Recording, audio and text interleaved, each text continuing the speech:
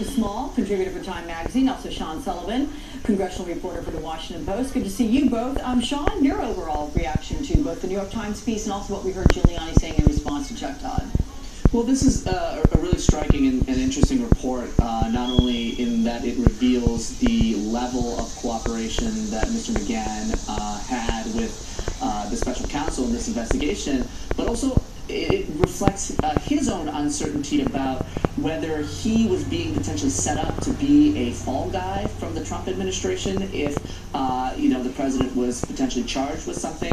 It seems that he was unsure about how he was viewed by the White House, and so therefore took steps to make sure that he was protected legally and that he was acting in his own interest. And that raises a bigger question as this investigation, goes deeper and deeper into Trump's inner circle, and it reaches people who are very, very close to him. How are those people going to react? Are they going to prioritize defending the president, or are they going to prioritize protecting themselves? And that's the big question that I think this story raises and should raise about others who this investigation has reached. Yeah, it also raises question, Jay, about to what extent everybody in the White House understands the definition of Don McGahn's job. Because the reality is, Giuliani seems all confident that McGahn didn't implicate the president in his testimony, but McGahn is the White House counsel. He works for the office of the presidency. He works for the Oval Office. He is not the president's personal attorney. So why do you think the president would risk waiving any privilege down the road over having McGahn testify?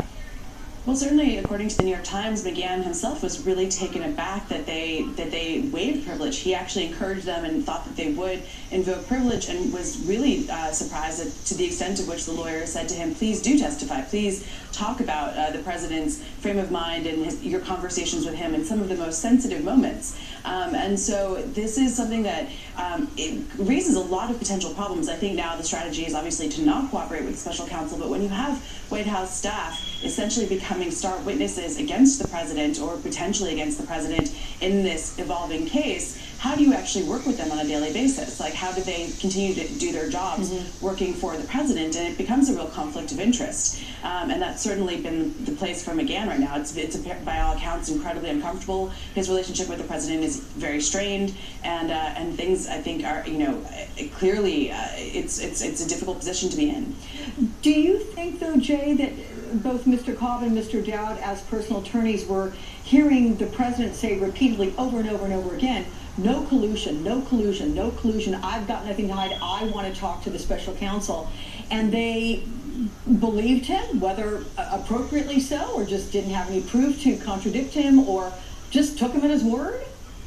That seems to be the case, that they just believed him on face value and said, okay, if there was no collusion, then great, go ahead. And in fact, McGahn was taken aback again by the fact that they could have asked to see his testimony. They could have asked to hear what he was going to tell the special counsel, and they never even did that. So they don't even fully know what he said to the special counsel, which is really striking that they had so much trust, not only in the president's word, but also that the staff was going to reflect that anything that anyone was going to say was going to reflect that nothing illegal was done. Yeah.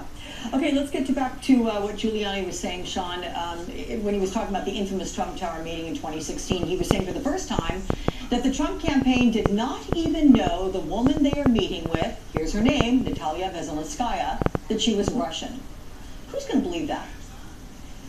Well, right now, when you look at the defense that this legal team, the president's legal team led by Mr. Giuliani, is forwarding here, they're trying very, very hard to downplay any suggestion that the president's campaign, that the people close to him were acting in a way that they knew that they were potentially working with foreign adversaries to the federal government. Now, given what we know and what the intelligence agencies have concluded about foreign interference in the 2016 election, about other attempts to interfere in the American political system, I think this is going to raise a lot of questions. People are going to look at statements like this and say, how credible is this legal team? How credible is what Mr. Giuliani is saying in public when you have, other instances of foreign interference, and to claim that they didn't know, or that this person was not somebody who seemed to be somehow up to no good, I think is something that's going to raise a lot of questions. Yeah,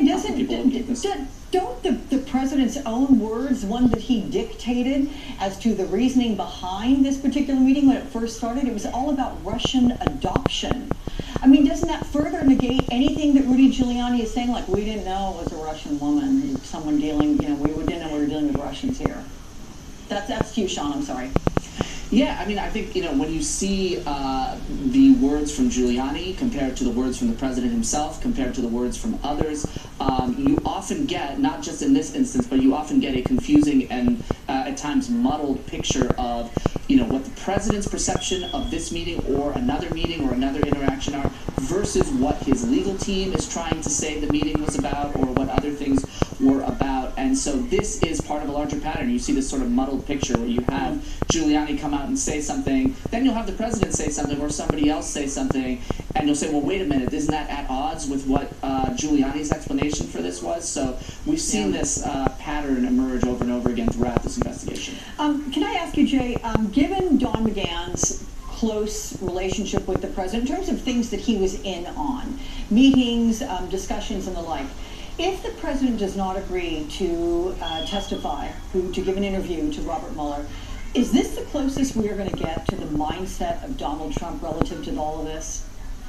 I think it might be. I mean, Don McGahn was really oftentimes the only person in the room when the president was talking about his thinking about whether he was going to fire Comey or not, whether or not he was could he possibly remove Jeff Sessions or get somebody else, a loyalist, to lead the investigation that ultimately Bob Mueller ended up leading. So, I mean, he is really the person who can speak to the president's frame of mind around that time and over multiple conversations, and he was in all of those meetings, and he's probably the only one who was in every single one of those meetings, because the president at that point treated him like, frankly, his personal lawyer who was there to sort of represent the president's interests. And really, it's striking to realize that the president didn't realize until far too late that Don McGahn was not representing him, that he was representing the office of the White House.